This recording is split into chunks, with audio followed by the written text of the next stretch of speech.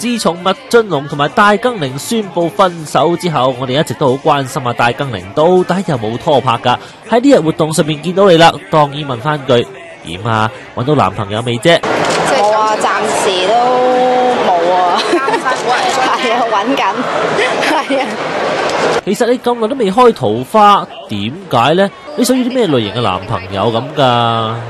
冇分咩類型嘅，我諗隨緣啦，真係係啦，冇類型嘅。